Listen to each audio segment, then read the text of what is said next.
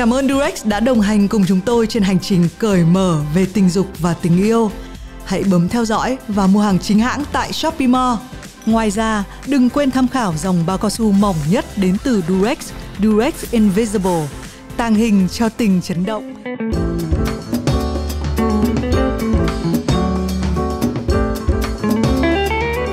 Xin chào mừng mọi người đến với Cởi Mở tập 12 rưỡi, hay còn gọi là tập đặc biệt. Nhìn thấy Kỳ Nam mặc áo dài là biết là đứa nào điệu nhất trong đây. Và ý là mặc áo dài là cho Tết hả? Đúng rồi, hôm nay là áo dài ngày Tết của em. Đây là tập Tết để lì xì mọi người. Thế thì mình sẽ, năm nay là năm gì Đỗ Trang? Năm tiếp theo là năm Dần, Nhâm Dần. Thế thì xin mời các bạn giới thiệu về bản thân bằng một chữ Dần. Năm Dần em mong mình được dần nhiều hơn trên giường. Tại vì cả năm làm podcast về sex mà thấy cái mảng sex nó lại không có được được lọc lá cho lắm. Chắc là dùng hết quota để nói rồi, nó không được xài nữa. Điều đó. Hi, xin chào tất cả các bạn, mình là Trang Chuối. Mong là năm sau mình làm content đến không đến mức dần đến mức phải đần. Thôi tha thứ mọi người ạ, tại vì là kịch bản nó thay đổi. Nhưng mà thôi, mọi người biết rồi đấy, chúng tôi là bộ ba Cởi Mở. Và hôm nay trong cái tập mà dùng để như Nam nói là lì xì cho mọi người, thì mình sẽ lần lượt trải qua 3 cái phần mà cái nội dung chính ấy là đến từ các khán giả của Cởi Mở. Chúng tôi đã có một cái story ở trên Instagram của Vietcetera và mọi người đã gửi những cái câu hỏi đến. Và bây giờ thì các bạn đã sẵn sàng để chúng ta bước vào chưa? Let's go. Ok, các bạn sẵn sàng rồi, các bạn khỏe quá rồi, các bạn hỏi thôi. Nhưng mà chúng tôi chưa được biết câu trả lời. Chúng tôi chưa được biết câu hỏi. Chưa biết câu hỏi rồi. Tây có cởi mở hơn ta không? Có hoặc không. Cũng tùy á, Tây cũng có những người khá là em thấy cũng không có open lắm đâu, không có cởi mở lắm đâu, cũng tùy. Với lại nói là Tây thôi nhưng mà Tây gì nữa, ví dụ như người châu Âu thì thường sẽ không cởi mở bằng người châu Mỹ, kiểu như thế. Dạ. Luôn luôn là có người này và người kia. Em đi du lịch á, kêu hỏi hút cấp, ra biển hút cấp cho nó natural, cho nó táo bạo, thiên nhiên không? Mát. Tây kêu I'm not that kind of person. Tôi không phải loại người như vậy. Ta hả? Vô. Câu chuyện là như vậy. Các bạn rút ra bài học gì tùy các bạn. Ok. Thì mình cũng nghĩ là cái chữ cởi mở nó có hai cái lớp. Mọi người cũng biết là khi mà chương trình tên là Cởi Mở thì nó không phải là nói mỗi chuyện tình dục, nói những chuyện liên quan đến chăn gối, giường chiếu, mà nó còn là trong tư tưởng nữa. Nên đúng là thì mình nói có ngay từ đầu tiên là cho cái Cởi Mở lớp số 1 là cái lớp là thì mình cảm giác nói chuyện về tình dục thì người nước ngoài đã có một cái cảm giác thôi là họ được nói nhiều hơn là mình, cho nên là họ có thể không có xấu hổ như là người của mình nói chuyện tình dục. Thế nhưng mà đến cái cấp độ mà cởi mở về mặt tinh thần á, thì mình nghĩ là đúng là như Trang nói là tùy người. Có những người Tây thì cũng ngại, hay là cũng giữ trong đầu một cái gì đấy khiến cho người ta không có chịu mở ra. Nhưng ngược lại cũng có những người Việt hay là người châu Á cũng kiểu có một mãnh hổ trong người. Đến lúc mà mọi người hay nói chuyện giường chiều nó kiểu unleash một cái con quái vật thì nó chính là như vậy đấy, đúng không? Dạ. Chính xác. Khi quan hệ tình dục, mọi người có để ý tới các khuyết điểm của bạn tình hay không? Theo Nam thì nói thật luôn, có để ý nhưng không quan tâm. Quá rồi. Ngoài ra đã từng nói trong một tập Cởi Mở trước đây á, là đặt bản thân là em mà em đã chấp nhận lên giường với một người đó rồi thì thật sự là em đã khá là into người đó, em khá là thích người đấy. Cho nên là những mở cái điểm mắt rồi thì ok, nắng. chúng ta sẽ không nói dối với nhau rằng ôi không quan tâm, không quan trọng, không cái này kia. Thật sự chúng ta sẽ luôn luôn nhìn thấy những cái điểm không đẹp đó. Nhưng mà chính những cái điểm đó nó khiến cho cái mỗi cuộc làm tình nó là một cái gì đó nó thú vị hơn, nó khiến cho phân biệt giữa người này với người kia. Thì mình nghĩ là cái cuộc làm tình chăn gối nó giống như mình xem một cái show diễn ấy. Khi mà một cái diễn viên bước ra, đúng không, cái rèm mở ra và diễn viên bước ra thì đương nhiên mình sẽ soi là ôi giời đẹp hay xấu, ôi rồi. Nhưng mà về sau người ta nói chuyện duyên hay là người ta làm cái hành động gì đấy dễ thương thì mình quên mất là đoạn mở đầu như thế nào. Nó cũng áp dụng luôn vào những cái bộ phim chẳng hạn. Có những cái bộ phim mở đầu mình đang xem cái gì này, nhưng mà nó quan trọng là chuyện kết thúc. Đấy, đoạn cuối người ta cũng có một cái nghiên cứu về tâm lý học cho rằng là những cái ấn tượng của mình ở phần cuối ấy, nó mới để lại lâu dài hơn và sâu sắc hơn. Đấy, cho nên là trong cái chuyện làm tình thì mình có để ý những cái khuyết điểm ở lúc đầu, nhưng mà về sau mà oách thì mình chỉ nhớ đoạn sau thôi. Đừng quên là có một cái webinar Nam với Trang làm nhớ không? Chúng ta đã nói về những cái mặt trái của phim porn, phim heo á. Nó cho người ta nghĩ là cứ phải lên giường thì phải đẹp mới được lên giường. Chúng ta là những người bình thường, chúng ta lên giường với người bình thường và người bình thường chắc chắn sẽ có khiếm khuyết, và đó là chuyện hoàn toàn tự nhiên. Đồng ý. Em thì miễn là đừng có hôi với dơ thì được rồi mọi người. Ok, cái đó mới là cái đáng nói. Còn những cái khuyết điểm thì không sao cả. An toàn nữa. Thì an toàn, đúng rồi, kiểu vậy. Vừa nếm quá, vừa say quá mà quan hệ tình dục không an toàn thì nên làm gì? Nếu như mà các bạn là cặp dị giới thì điều đầu tiên là thức dậy thì đi mua một viên tránh thai khẩn cấp, uống liền, tại vì đó là cái phương pháp gần như là dễ nhất và duy nhất hiện tại mà tụi mình có thể tránh thai ngoài ý muốn. Sau đó thì nếu như mà gặp phải cái người mà mình chưa từng biết họ là ai á, thì chắc là buộc lòng phải đi tầm soát STI đó. Còn nếu mà trong trường hợp các bạn lo lắng về HIV thì trong vòng 72 giờ ngay lập tức tới những trung tâm phòng khám chuyên về bệnh tình dục để có bác sĩ tư vấn những cái cách để mà phòng tránh HIV, phơi nhiễm HIV, nhưng mà nó chỉ hiệu quả trong vòng 72 giờ đổ lại thôi nha, cho nên là càng sớm càng tốt. Thế thì mình nói cái đoạn đầu mọi người đã nói chia sẻ thông tin rất là kỹ rồi. Mình thấy một trong những cái chiêu để cho cái cơn giận của mình nó nguôi xuống ấy là đi ra ngoài uống một cốc nước. Thì mình cũng tạm gọi là nếu cái cơn mình có thể làm nguôi giống như vậy. Thỉnh thoảng là tại vì á thì mình thấy là cái hấp dẫn hay là những cái lúc mà cái gọi là các cái chemistry nó nổ ở trong đầu mình ấy, mình rất là nó sẽ kéo theo mình rất là kiểu mờ mắt đi ấy. Thế nhưng mà mọi người tỉnh táo, mình nghĩ là say, đúng rồi, cái say thứ nhất là cũng đừng say quá. Nếu mà thấy mọi chuyện nó hơi tuột ra tầm kiểm soát thì ra ngoài uống cốc nước. Trong cái lúc uống nước đấy thì có thể hơi bình tĩnh suy nghĩ lại. Thì cái đấy nó có thể nó em là phải nguyên một cái xô nước mới dập ơi cái ly nước ăn nhầm gì. Hoặc là ví dụ như mọi người đợi 30 phút nữa rồi có còn cảm thấy nắng nữa không? Nếu mà đó cảm thấy nắng thì ok tới, còn không thì xong rồi đó, giống như lúc mà mình thèm ăn á mọi người. 30 phút thì đi ra gọi Shopee mua được cái bao cao su về rồi bà ơi. Làm ơn làm phước rút kinh nghiệm, cái bao cao su luôn luôn phải có trong người. Đúng rồi. Đúng rồi. Chuẩn bị đi, chuẩn bị trước. Đúng rồi. Không chắc trời mưa nhưng mà luôn luôn phải có cái áo mưa ở trong người thì hãy áp dụng bài học chúng tôi đã từng nói trong cởi mở. Cái câu này hay quá luôn á. Nói hoài. Hay. Evergreen content. Có nên là một người sống thoáng với mọi thứ hay không? Thực ra là thì mình nghĩ là khi bạn hỏi câu này bạn cũng biết câu trả lời rồi, đúng không? Câu này nó rất là rộng. Chương trình của chúng ta chuyên về chuyện sống thoáng, đúng không? Nói có thể gọi là nó thác lai, tại vì mình cởi mở mà. Mọi người biết rồi đấy, để mà bay được ấy thì chân người ta phải, những người mà kiểu như là chơi những trò mạo hiểm là những người thực tế nhất thì mình được biết. Đấy, cho nên là để mà sống thoáng được, để mà gọi là thoải mái tự do được thì phải luôn có những cái điểm nó neo mình lại, những cái sự chuẩn bị nó chắc chắn.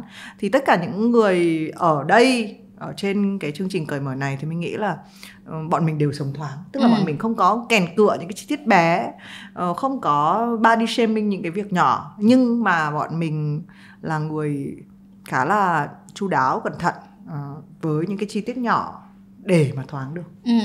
Cháu muốn trở thành cô thủy minh thứ hai thì nên thi đại học gì ạ? Khoan, cô Thùy Minh có học đại học không? Thì đó đang định.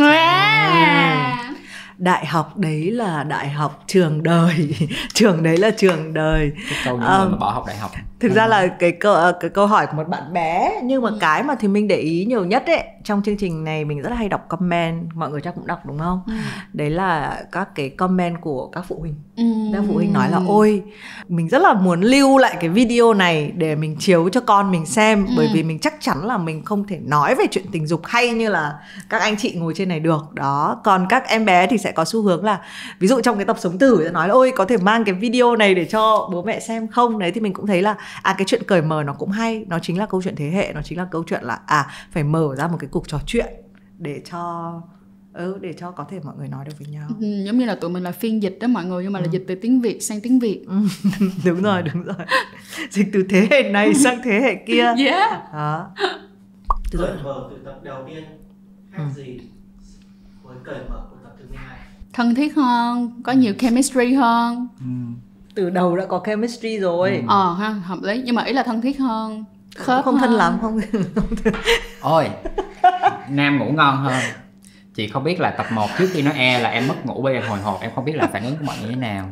Tức quá, cắt về quay nữa. Hồi hộp lắm, hồi hộp là cái phản ứng của mọi người. Nhưng mà bây giờ cứ quay xong về ngủ rất là ngon, bởi vì thấy là đi đúng hướng rồi và được đón nhận tốt. Thì mình thì thấy phát hiện ra là mình không dùng những cái từ ngữ thay thế nữa.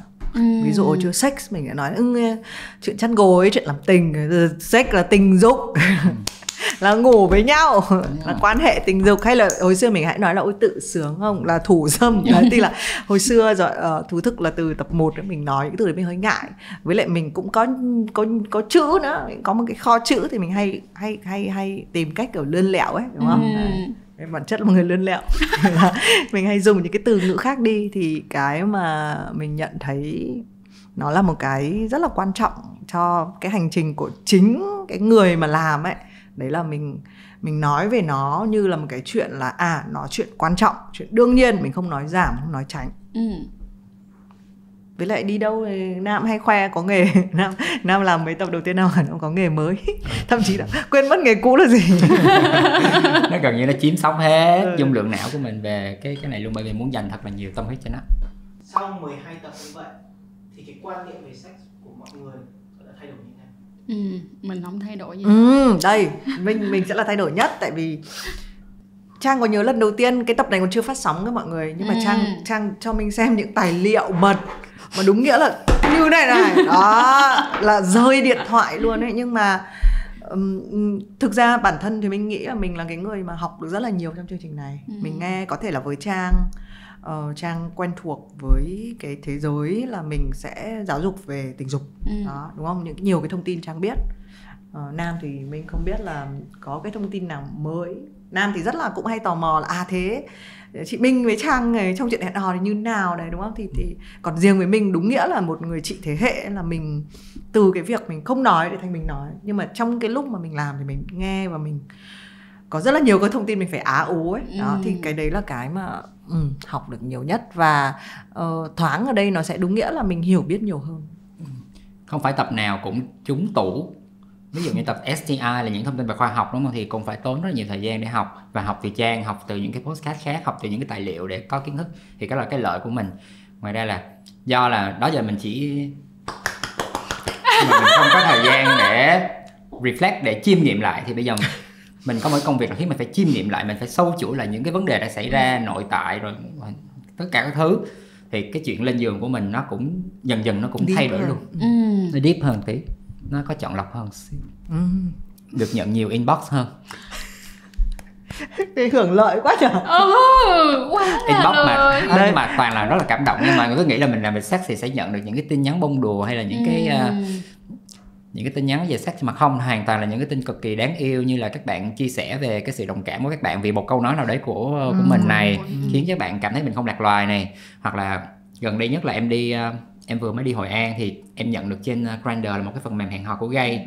Thì có một bạn nhảy vào nói là em không ngờ là anh Nam đang ở đây, em xin cảm ơn anh Nam. Rồi em có thể tặng em một món quà được không? Bạn chia sẻ cái sự đó, xong rồi bạn tới bạn tặng cho em một cuốn sách và một cái hộp đồ ăn của Hội An. Cảm động vô cùng. Và những chuyện đó cứ thỉnh thoảng nó cứ xảy ra. Số chuyện đấy không xảy ra với mình chỉ nghe cô ơi cháu thế này cháu thế kia. Xong còn cái tập mà mình về sống thử thì lại có một bạn vô chia sẻ là em với người yêu em kiểu cũng open relationship rồi cũng nhưng mà đang ngại thế này kia, thì nhờ anh Nam tư vấn, thì nói anh Nam chuẩn bị có cái tập về cái chuyện đó em nhớ đón coi.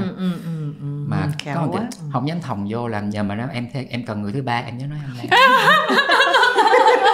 Mà cái đó anh Nam không thoáng quá thoáng quá không, nhưng mà cái đó anh Nam không bỏ vào. Nhưng mà các bạn ơi, bạn có xem tập này thì bạn cũng biết rồi đó. đúng là tập cuối cho nên là sợ mình hơi green light đó mọi người. tóm như lại 3 điều khó nhất khi mà làm cởi mở. Điều khó thứ nhất, một đứa nói chuyện không có đầu đuôi, phải hệ thống hóa lại cái câu chuyện của mình theo đúng trình tự và người ta nghe người ta hiểu là một. Điều khó nhất của Thùy Minh nó hơi khác biệt một chút xíu là khi mình phải làm format. Đó, điều khó nhất là tìm được hai người bên cạnh. Điều khó nhất hả? Mua quần áo thì lên hình. thấy lên mạng bán lại hết những quần áo nó mặc trên cởi mở. Sẵn tiện đây có bạn nào là stylist hay là ví dụ như là shop nào muốn tài trợ cho mình mặc quần áo năm sau thì cũng nhớ nhắn tin cho mình nha mọi người, để mình đỡ phải mua đồ ấy. Dạ, đồ nữ thì bên đó nhưng mà đồ nam thì bên này nha mọi người. Trời ơi, nhầm chương trình rồi. 3 điều sướng nhất khi làm cởi mở. 3 điều sướng nhất hả? Thứ nhất là mình học hỏi được rất là nhiều. Học hỏi được từ chị Minh và học hỏi được từ anh em rất là nhiều, cũng giống như là ekip của Vietcetera trong cái việc mà phát triển content nè, hay là cái hướng đi content như thế nào, rất là hay. Tiếp theo, cái sướng tiếp theo nữa là rất là may mắn cho tụi mình, knock on wood, trộm vía rằng là cởi mở cũng đã giành được những cái thành tựu nhất định và mình cảm thấy rất là tự hào và hạnh phúc về chuyện đó. Cái sướng cuối cùng đó là mình được tiếp tục làm phần 2. Trộm vía. Sướng đầu tiên là mình được học hỏi rất nhiều từ Trang và Nam. Sướng thứ hai là mình làm được một content mà hồi xưa để cái này thì mình cũng đã chia sẻ trong team rất là nhiều. Đấy là một cái content về tình dục ấy. Sau khoảng gần 1 năm mình làm á, thì mình thấy bắt đầu nói chuyện nó rất là bình thường, đúng không? Cái này Trang chắc thấu hiểu cái cảm giác mà khi bắt đầu làm cái kênh của mình đấy, thì với cởi mở cũng vậy, là mình là cảm thấy là lúc đầu là nó rất là khó đấy, nhưng mà đúng là cái chuyện gì cũng có thể làm được nếu mà mình quyết tâm và mình có đồng đội. Đó, thì cái sướng thứ hai chính là cái việc là có một cái content mà hồi xưa nó khó như thế nhưng bây giờ thì nó trở nên rất là vui. Thậm chí là trong cái thời giãn cách, nếu mọi người còn nhớ, nó là một cái lối thoát nữa. Vì mình được quay, mình vẫn được quay, mình vẫn được trò chuyện đấy, cái đấy là nó có những cái giá trị tinh thần rất là quan trọng đấy. Còn cái sướng thứ ba của mình là mình không phải làm mùa 2 nữa.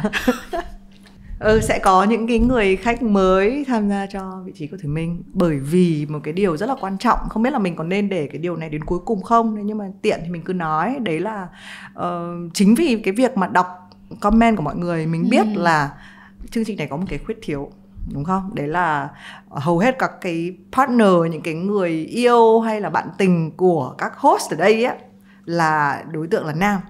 Và mình biết là có những bạn nam, đúng là nam, không phải nam này là đàn ông đó. Và mình biết là có nhiều bạn nam mà không phải là nam này. Thôi mình nói là những cái người mà yêu âm đạo. Ở đây thiếu người yêu âm đạo. Đúng rồi.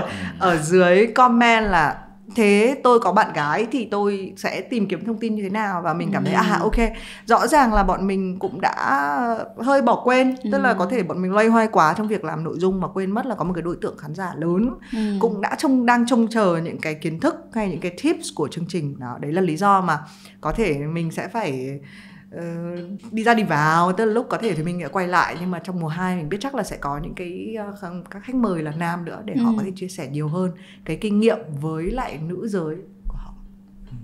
Nếu mà các bạn có yêu mến ai và rất mong họ có thể lên podcast cởi mở thì cũng đừng quên comment ở dưới cho tụi mình nha. Wow. Đúng rồi, các bạn hãy gợi ý khách mời. Nếu mà phải nói sướng nhiều lắm, 3 cái không đủ. Cái sướng đầu tiên được đồ ăn này. Không, em không ăn được ai từ cái show cởi mở. Không, được đồ ăn cơ mà, được tặng đồ ăn. Được tặng đồ ăn là một cái sướng đầu tiên. Thì đó là nó đại diện cho rất là nhiều những cái tin nhắn của các bạn gửi về riêng, chia sẻ về cái cảm xúc các bạn khi mà các bạn xem show, là hạnh phúc cực kỳ làm ra show có người xem. Cái sướng thứ hai là cái sướng về nghề nghiệp, tức là do là được ngồi nói chuyện và trao đổi thông tin và được thực tập cái kỹ năng nói chuyện, thì gần đây nhất là trong các buổi nói chuyện mình có thể ứng dụng được hết cái khả năng mà mình đã rèn luyện trong lúc mình làm cái podcast này. Nó rất là tốt, nghề dạy nghề. Cái sướng thứ ba, và cái này là nó hơi personal, chính là lần đầu tiên có một người là đại diện được cho LGBT đi lên nói những cái vấn đề mà nó rất là tiệm cận, gần gũi, thiết thực với các bạn gay, và nhất là Bottom là một cái nhóm đó giờ hay bị kêu là lép vế đấy. Đã là kiểu số rồi, còn bị ép bức và ít khi nào được nói chuyện một cách thoải mái, thì mình rất là vui là mình có thể làm được cái chuyện đó trong cái show này.